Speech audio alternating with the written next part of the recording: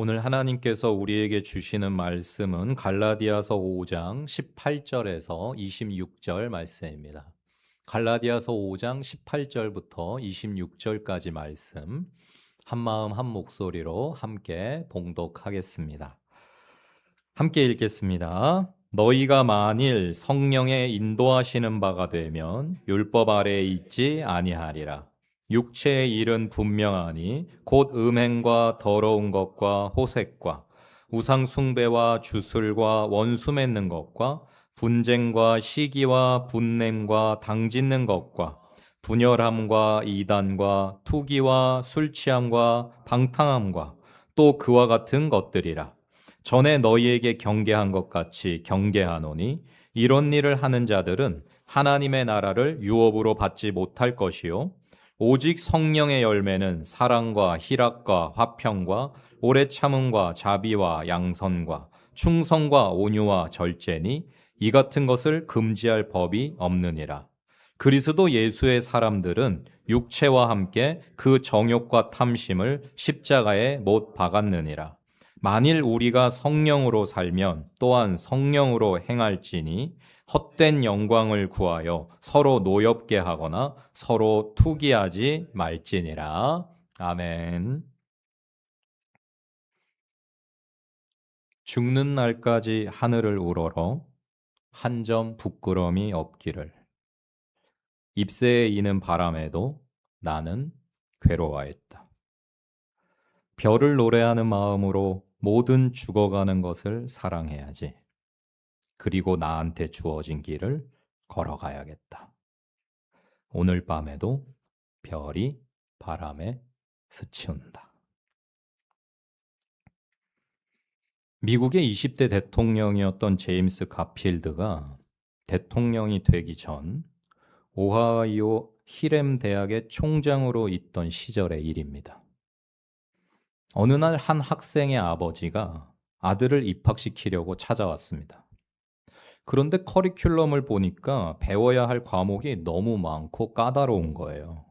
그 아버지가 불평을 하면서 이렇게 말합니다. 좀 더 간단하게 끝낼 수는 없습니까? 제 아들이 이 많은 과목을 무사히 통과할 수 있을지 걱정이네요. 가필드 총장은 이렇게 대답했습니다. 그러시군요. 그렇게 생각하실 수도 있죠. 그러나 제 생각은 조금 다른데요. 당신이 아들에게 무엇을 원하느냐에 따라 달라지겠지요. 하나님은 떡갈나무를 만드실 때 적어도 100년을 투자하십니다. 그러나 테니스 라켓 정도를 만드시려 할 때에는 2달 정도면 충분하겠죠. 당신은 당신의 아들이 어떤 사람이 되기를 원하십니까? 여러분, 이 대답이 오늘 우리가 함께 읽은 본문을 이해하는 열쇠입니다. 여러분은 무엇을 원하고 계십니까? 자신의 인생에, 자녀들에게, 배우자에게, 교회에, 이 나라에 말이죠. 2달이면 완성되는 테니스 라켓 같은 인생을 원하십니까? 아니면 100년이 걸리는 떡갈나무 같은 인생이 되기를 바라십니까? 오늘 바울 사도는 19절에서 21절까지 육체의 일들을 나열합니다. 한번 보세요. 어떤 것들이 있는지.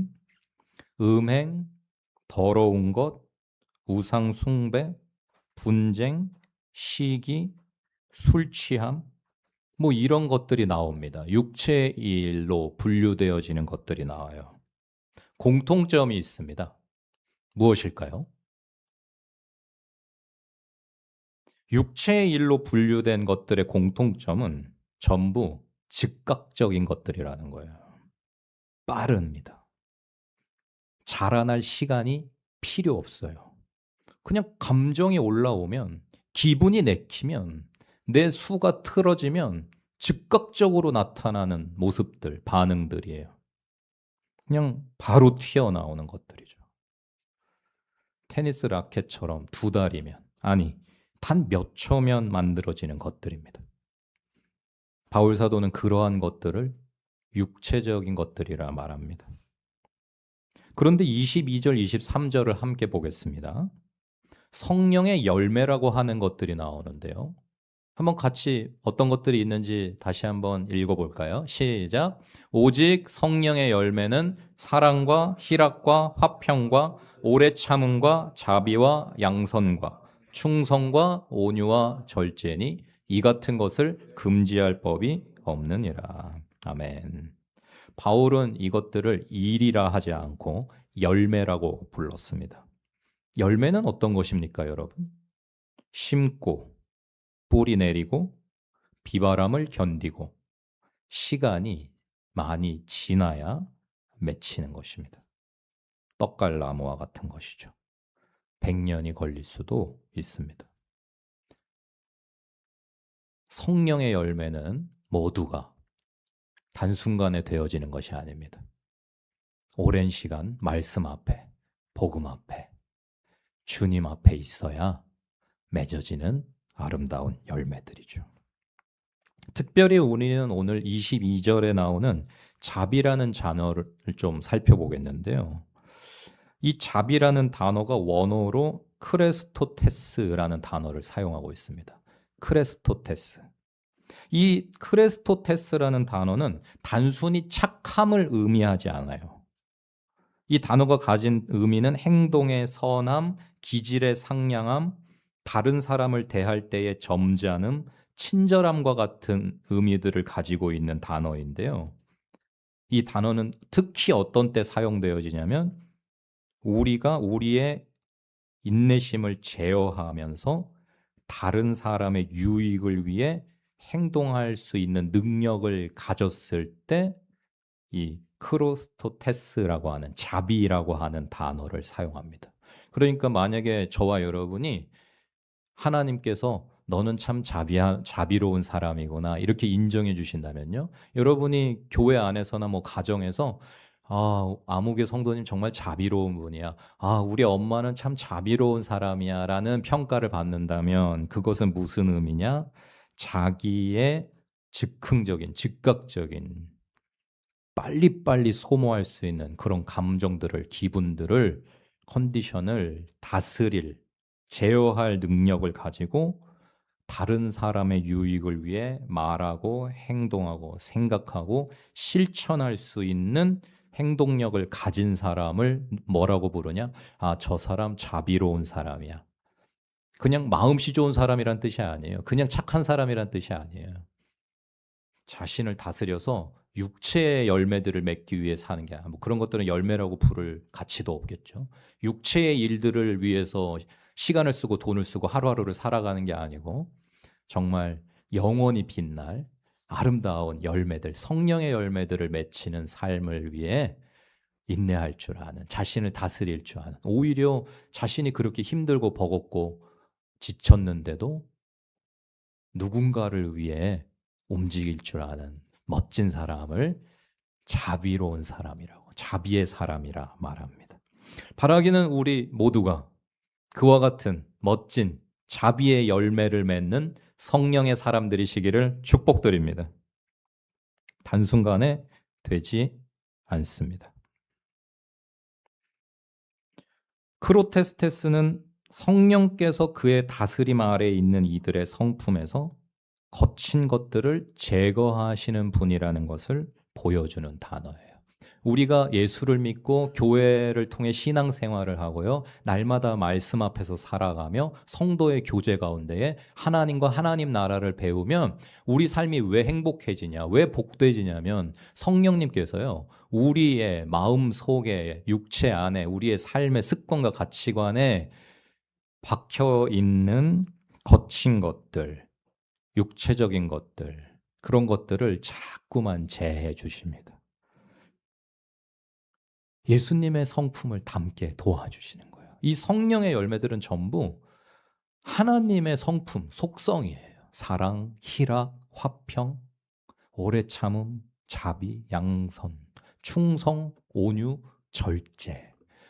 이와 같은 것들은 아름다운 신의 성품들입니다. 그것을 누리며 살 수 있도록 성령께서 기대하는 사람, 성령님의 오심을 사모하는 사람들에게 역사하셔서 거친 것들, 육체적인 것들, 일시적인 것들을 계속해서 제해 주시고 영원한 존재로 빚어 가시는 것입니다.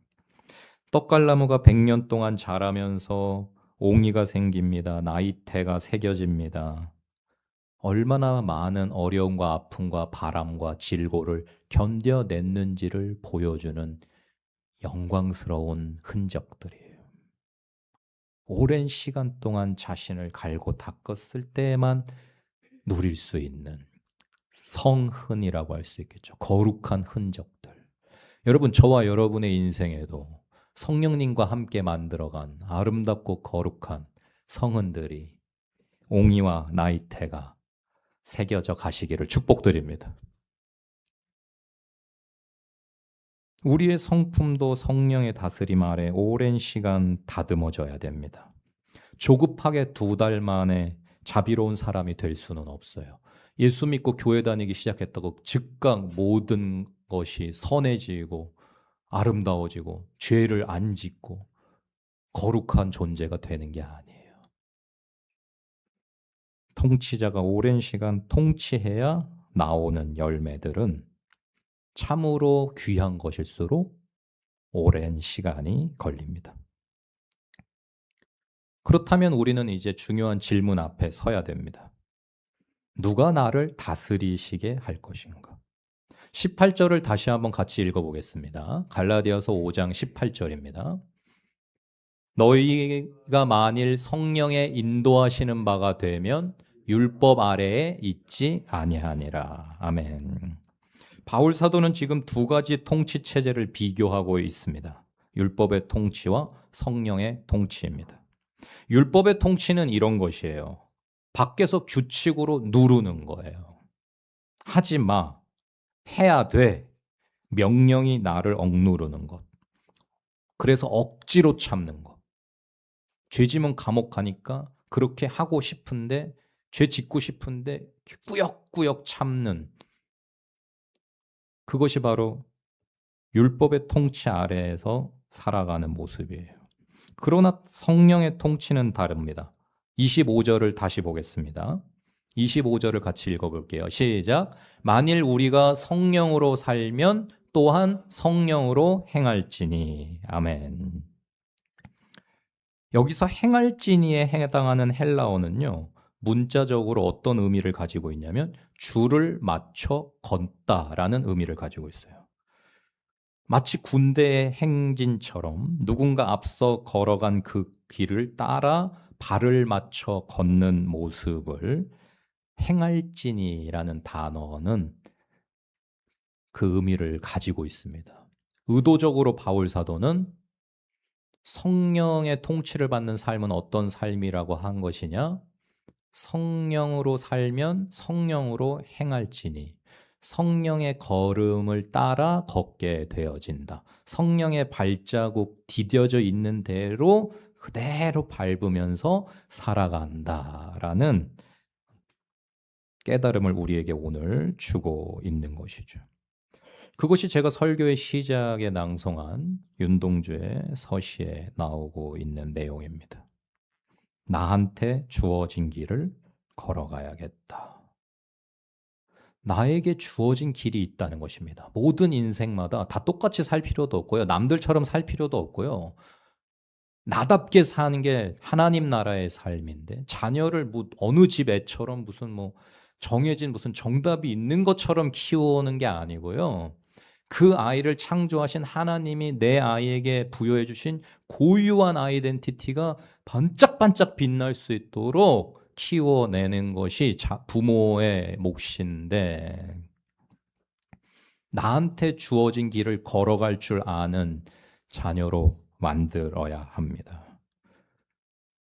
그렇게 만들기 위해서는요, 율법의 통치로 안 돼요. 하지 마. 이거 해. 이거 열심히 해. 이거는 안 돼. 이런 식의 자녀 훈육으로는요, 절대 자신의 가치를 발견한, 자신이 무엇을 위해 태어난 존재인지를 깨달은 자녀를 만들 수 없습니다. 어떻게 해야 되느냐? 부모가 자녀에게 보여줘야 될 롤 모델로서의 바른 모습이 무엇이냐면, 별을 노래하는 마음으로 살아가야지.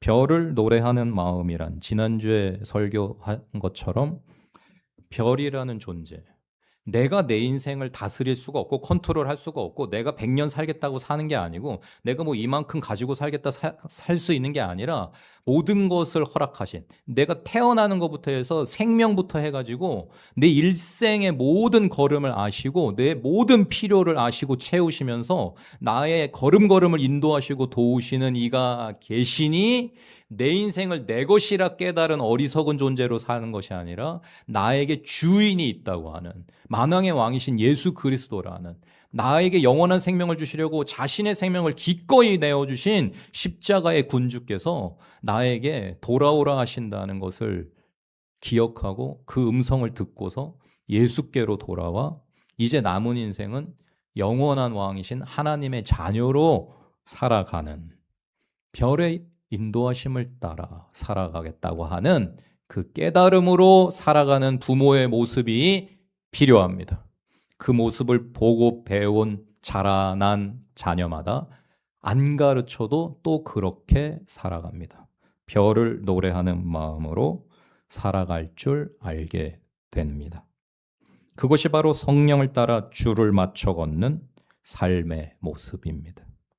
부모 세대가 오직 말씀과 성령을 따라 걸어간 그 길을 자녀 세대가 또 발자국을 밟아가면서 하나님 나라를 향해 나아가게 될 것입니다. 24절은 더 놀라운 말씀을 합니다. 24절을 같이 읽어보겠습니다.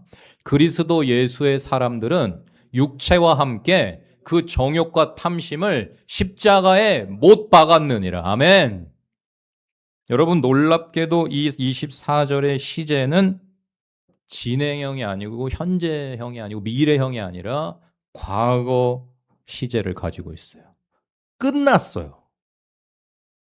못 박았느니라.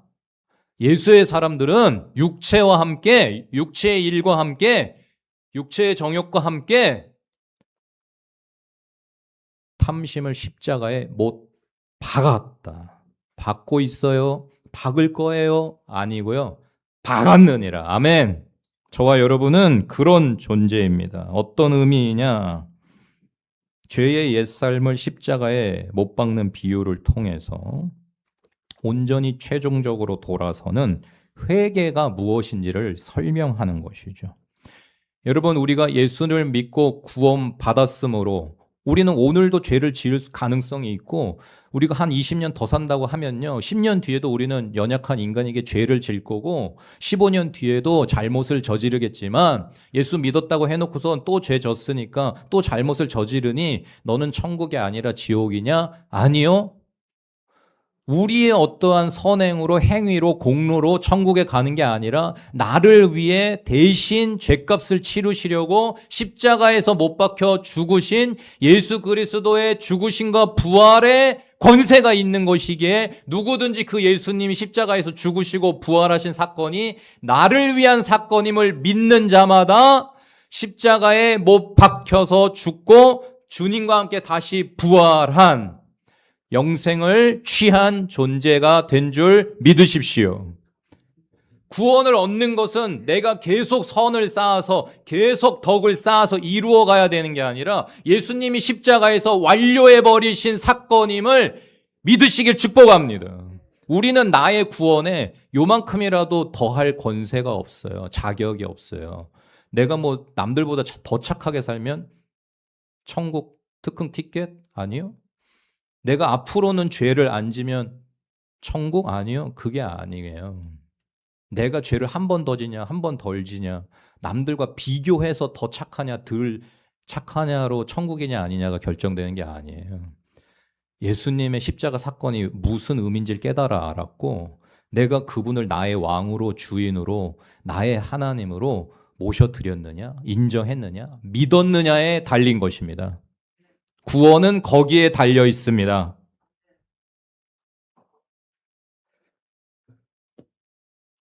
이 동사의 시제는 우리가 그리스도를 믿을 때 단번에 구원받았음을, 그 예수를 믿겠다는 단번의 결단, 단번에 행동으로, 그 결단력 있는 행동으로 구원을 얻었음을, 진리를 우리에게 가르쳐주는 귀한 말씀이에요.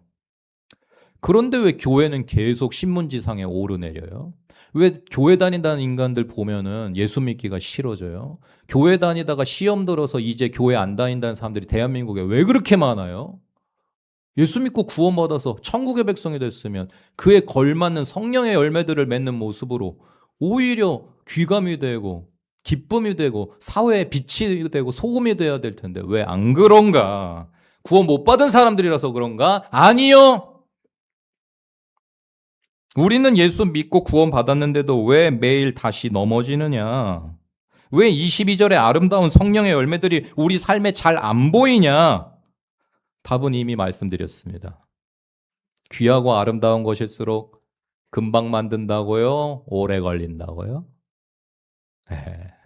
우리 일생토록 만들어 가야 되는 것이 예수님의 인격을 닮아가는 것이고 성령의 열매를 맺는 것이고 하나님이 아버지 되신 하나님 나라를 누리는 멋진 삶은 평생 만들어 가야 되는 것인 줄 믿습니다. 구원은 받았어요. 예수 믿고 구원받았어요. 하나님이 이제 우리 예수의 피를 보시고 우리를 죄인이라 하지 않으시고 의롭다고 하십니다. 그러나 여전히 우리의 죄성은 남아있고 여전히 우리는 죄를 사랑하고 이 세상에 썩어 없어질 것들을 귀히 여기면서 하나님보다 돈을 더 의지하고 사랑하면서 살아가죠. 예수 믿고 구원받았는데도. 왜냐? 만들어져 가는 과정이 필요해서 그렇습니다. 우리는 그것을 성화의 과정이라고 합니다.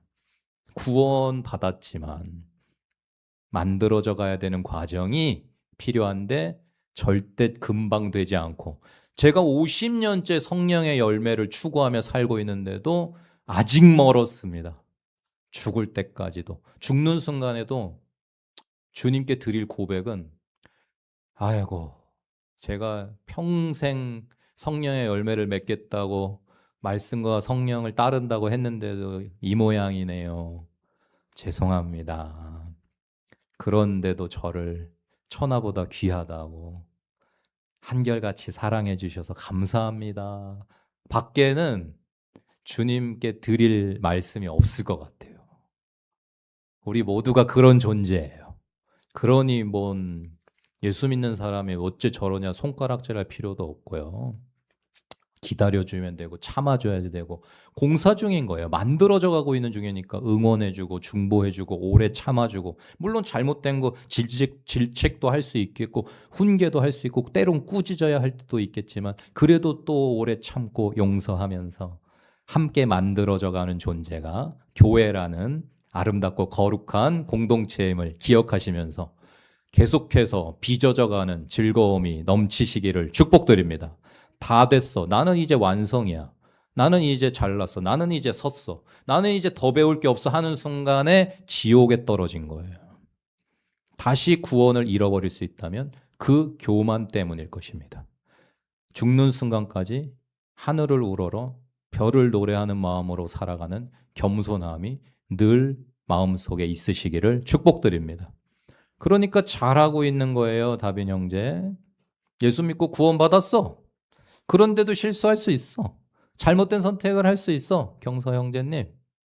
때로는 죄질 수 있어요, 서린 자매님. 괜찮아요. 아, 난 왜 또 이랬어? 절망할 필요 없어요. 너무 심하게 자책할 필요 없어요. 교회 떠날 필요 없어요. 아, 해도 안 되나 보다. 나 같은 게 예수 믿어 뭐하나. 아, 이제 교회 그만 다녀. 할 필요 없습니다. 그렇게 연약한 존재라서 우리는 함께 모여야 됩니다. 혼자서는 절대 예수님 못 닮아가고요. 혼자서는 절대 천국에 들어갈 수 없어요. 서로 도와주고 위로해주고 격려해주고 응원해주고 어깨동무하고 넘어지면 일으켜주면서 끝까지 함께 가는 멋진 공동체가 되시기를 축복드립니다. 옆에 사람들을 한번 보세요. 여러분이 줄을 맞춰 걸어야 될 소중한, 결코 놓쳐서는 포기해서는 안 되는 내 몸의 일부분이고 전우예요. 한번 보세요. 전우들을 같이 인생이란 싸움을 싸우고 있으니까요. 얼마나 귀한 존재인지를 알면 알수록 우리는 비판하기보다 화내기보다 짜증내기보다 정죄하기보다 응원해주고 격려해주고 칭찬해주고 아껴주게 될 거예요. 그게 하나님 나라의 모습이고 교회가 세상 가운데 보여줘야 되는 성령의 열매가 점점 많이 맺혀져 가는 아름다운 풍경인 줄 믿습니다. 그런 은혜로운 교회가 될 줄로 믿고 축복드립니다.